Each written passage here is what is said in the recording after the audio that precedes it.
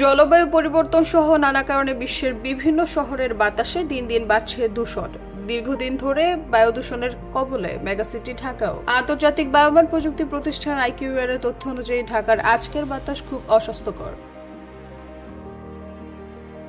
মঙ্গলবার সকাল 8টার দিকে 275 স্কোর নিয়ে দ্বিতীয় অবস্থানে আছে রাজধানী ঢাকা, যা দূষণের দিক থেকে খুব অস্বাস্থ্যকর হিসেবে বিবেচিত। একই সময়ে বিশ্বের দূষিত শহরের তালিকায় 495 স্কোর নিয়ে কয়েকদিনের ধারাবাহিকতায় শীর্ষে রয়েছে ভারতের দিল্লি শহর।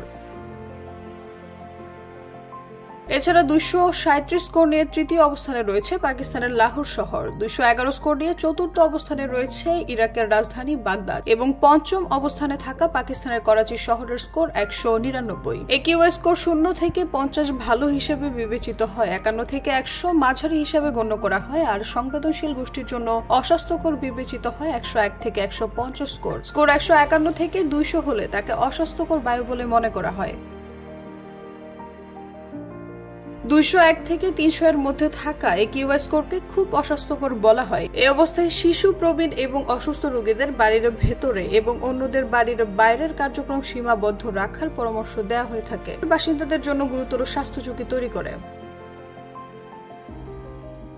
নিউজ ডেস্ক, ভোরের পাতা।